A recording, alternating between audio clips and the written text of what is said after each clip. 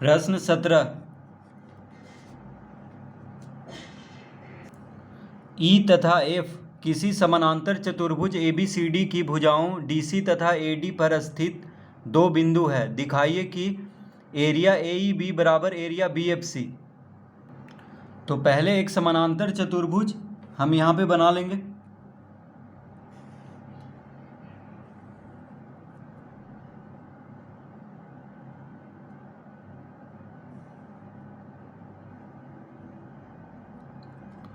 इस तरह से, और इसका नाम दे देंगे ABCD।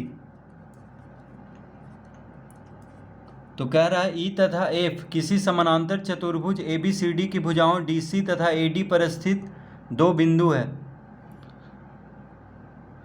तो DC पे कौन सा बिंदु है? E है, और AD पे F बिंदु है। इसको हम मिला देंगे, ठीक है। E से A को मिलाएंगे,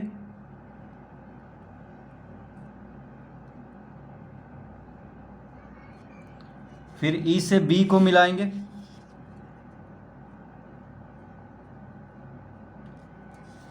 उसके बाद F को C से मिलाएंगे,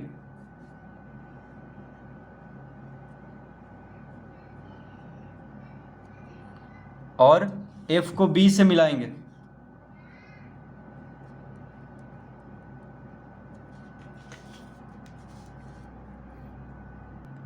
तो दिखाना है एरिया AEB, यानी AEB जो त्रिभुज है उसका क्षेत्रफल और BFC त्रिभुज का क्षेत्रफल दोनों बराबर है, ये दिखाना है। तो हम लिखेंगे समानांतर चतुर्भुज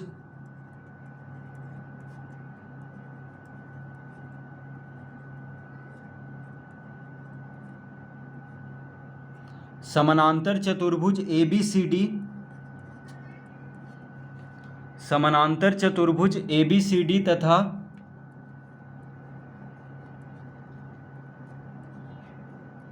त्रिभुज BFC एक ही आधार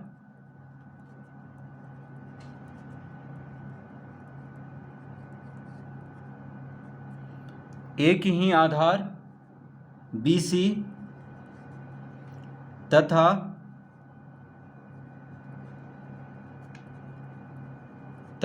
एक ही समानांतर रेखाओं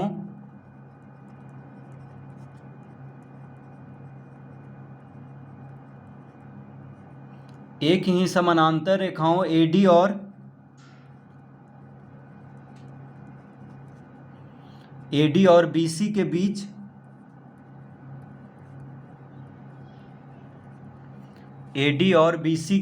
स्थित है।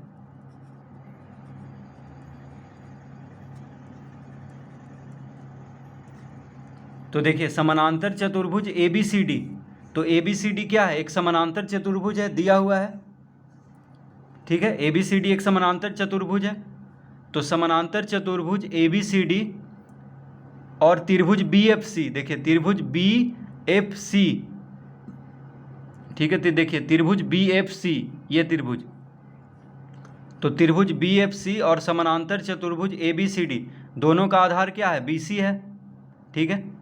तो त्रिभुज BFC का भी आधार BC है और समानांतर चतुर्भुज ABCD का भी आधार BC है, और एक ही समानांतर रेखा AD और BC, तो देखिए एक ही समानांतर रेखा AD और BC के बीच में है दोनों, क्योंकि समानांतर चतुर्भुज का सम्मुख भुजा क्या होता है? समानांतर होता है। तो BC और AD समानांतर है।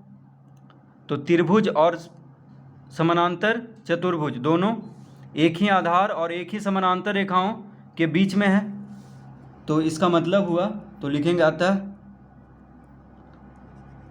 एरिया त्रिभुज AEB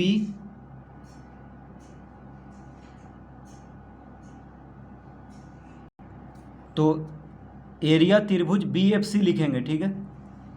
BFC बराबर हो जाएगा 1/2 एरिया समानांतर चतुर्भुज ABCD, तो त्रिभुज BFC का क्षेत्रफल किसके बराबर होगा? तो समानांतर चतुर्भुज ABCD का आधा होगा। तो त्रिभुज BFC का क्षेत्रफल समानांतर चतुर्भुज ABCD के आधा होगा। ठीक है, तो त्रिभुज BFC का क्षेत्रफल समानांतर चतुर्भुज ABCD का आधा होगा। क्यों होगा? क्योंकि समानांतर चतुर्भुज ABCD और त्रिभुज BFC एक ही आधार BC तथा एक ही समानांतर रेखाओं AD और BC के बीच में स्थित है। तो इस तरह लिख लेंगे, इसको हम पहला लिख लेंगे। अब लिखेंगे इसी प्रकार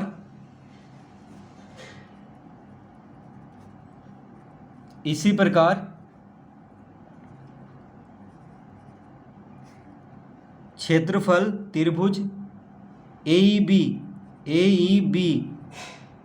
बराबर 1/2 क्षेत्रफल समानांतर चतुर्भुज ABCD।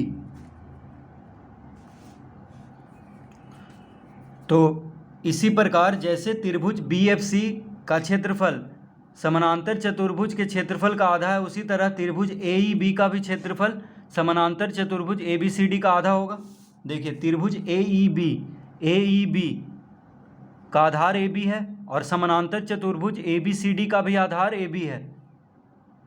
ठीक है, और दोनों का आधार AB है और AB और DC के बीच में है। दोनों AB और DC समानांतर रेखाओं के बीच में है। तो त्रिभुज का जो क्षेत्रफल होगा समानांतर चतुर्भुज का आधा होगा। ठीक है, तो हम इसी प्रकार लिख देंगे, जैसे त्रिभुज BFC का क्षेत्रफल समानांतर चतुर्भुज का आधा है, उसी तरह त्रिभुज AEB का क्षेत्रफल भी समानांतर चतुर्भुज का आधा होगा। इसको हम दूसरा लिख लेंगे।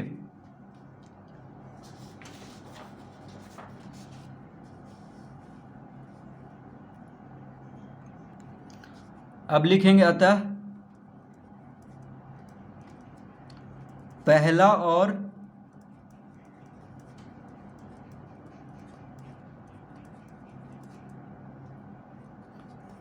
और दूसरा से, तो देखिए पहला में क्या है? त्रिभुज BFC का क्षेत्रफल समानांतर चतुर्भुज ABCD का आधा है, और दूसरा में है त्रिभुज AEB का क्षेत्रफल समानांतर चतुर्भुज ABCD का आधा है। ठीक है, तो दोनों त्रिभुज का क्षेत्रफल समानांतर चतुर्भुज का आधा है, इसका मतलब दोनों त्रिभुज का क्षेत्रफल बराबर होगा। ठीक है, क्योंकि दोनों त्रिभुज का क्षेत्रफल समानांतर चतुर्भुज का आधा है, इसका मतलब हुआ कि दोनों त्रिभुज का क्षेत्रफल बराबर है। तो लिखेंगे, अतः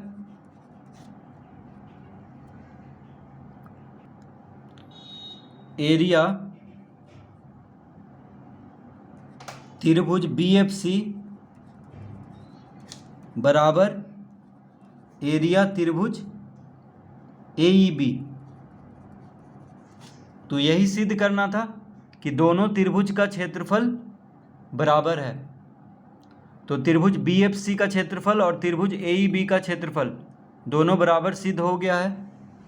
तो इस तरह से इस प्रश्न को हल करेंगे।